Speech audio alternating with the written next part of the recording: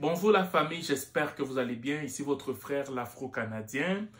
Aujourd'hui, je vais aborder cette notion du fait que beaucoup d'Afro, malgré la crise, malgré l'inflation, malgré tout ce qui se passe dans le monde, quand tu regardes leur rythme de vie, quand tu brosses ça de façon générale, tu te rends compte que beaucoup demeurent dans les dépenses, en place ce lieu d'immigrer tout doucement, de façon majoritaire vers tout ce qui concerne investissement. Je ne comprends pas, mais j'essaye de mettre ça en avant pour qu'on puisse réfléchir ensemble.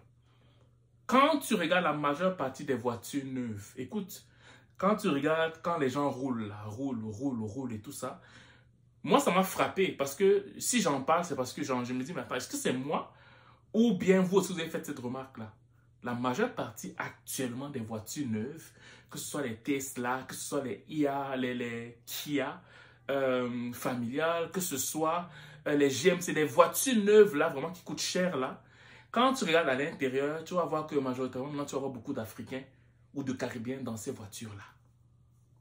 C'est des gens que quand ils viennent, ils garent, ils stationnent dans des magasins africains. Quand ils sortent de là, tu sens la prestance. Moi, je sors, j'ai cette voiture-là, j'ai un travail stable. Mais notre communauté, on est toujours dans la notion d'avoir le travail stable, d'avoir la belle voiture, d'avoir la belle maison.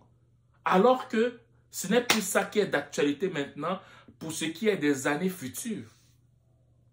La notion d'avoir une belle maison ne veut pas dire que tu as réussi. Je vais répéter ça combien de fois?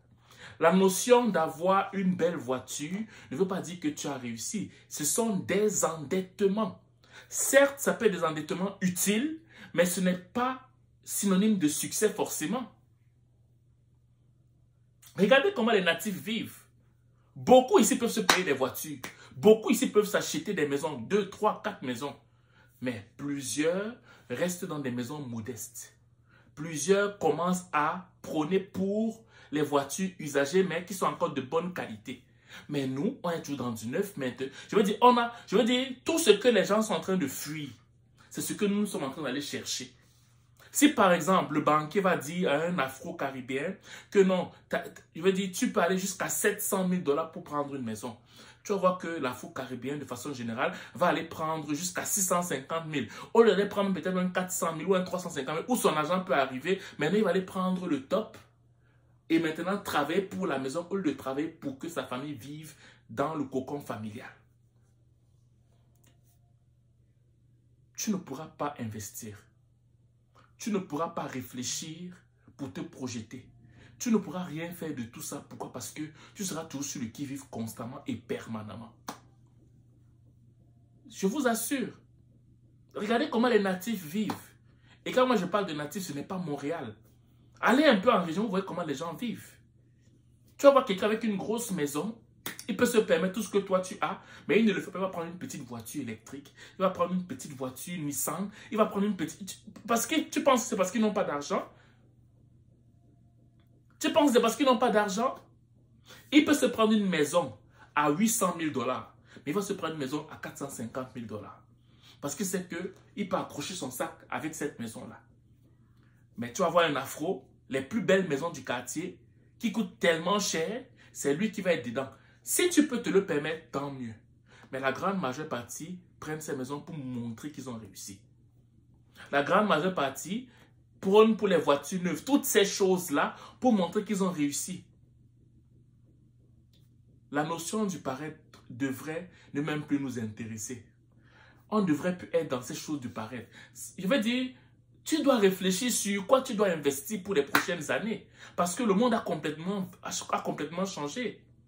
Tu dois réfléchir sur quoi ta famille et toi allez investir pour les prochaines années. Tu ne peux pas toujours rester sur le fait que j'achète l'habit dernier cri, les chaussures. Tu ne peux plus rester toujours dans ces choses-là. Nous sommes en 2024 bientôt. Je veux dire, bientôt c'est 2025.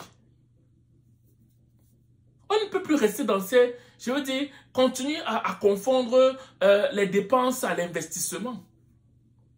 Si là, tu es dans un investissement, c'est qu'il a acheté 3, 4 habits, il essaie de revendre. Et il dit qu'après, il va commencer à dire ce langage qui m'énerve dans ma communauté. Non, finalement, l'investissement, ce n'est pas pour moi. Non, c'est pour qui alors? Ah non, non, non, l'entrepreneuriat, ce n'est pas pour moi. C'est donc pour qui? On ne t'a pas demandé si tu aimes. Si tu veux vivre, tu es obligé de faire ça. Tu es obligé de creuser ça. On ne t'a pas demandé si tu souhaites. Si tu veux vivre, si tu veux aller au-delà, tu dois développer des sources de revenus. Soit tu dois encore aller te former pour avoir des montants conséquents par rapport à la nouvelle réalité mondiale, soit tu dois aller développer une seconde source de revenus. Ce n'est pas, on ne te demande pas si tu aimes ou si tu souhaites. On ne te demande pas ça. On te dit que si tu veux vivre avec le temps, dans le temps, tu es obligé de le faire. Il y a une différence, hein? Il y a une grosse différence. Donc, moi, je fais cette vidéo simplement pour vous sensibiliser encore que la notion du paraître ne devrait plus être là.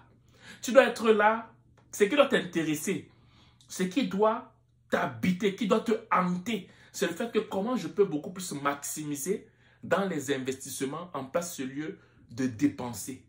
C'est ça qui doit t'habiter. Tu dois essayer de chavirer, de quitter de la notion de beaucoup dépenser et moins investir, à beaucoup investir et moins dépenser. Du moins dépenser pour ce qui est nécessaire. C'est ça le but de la vidéo. Donc j'espère que cette vidéo va te challenger et va te pousser à prendre de bonnes résolutions pour la fin d'année et ce, à entrer en 2025 avec cette résolution-là en fait. Voilà. Donc c'est ce que je vais te dire aujourd'hui. J'espère que cette vidéo va te pousser à voir la vie différemment. Sur ce, on se voit pour la prochaine vidéo qui va parler de quelque chose encore qui va te toucher et qui va te pousser à changer.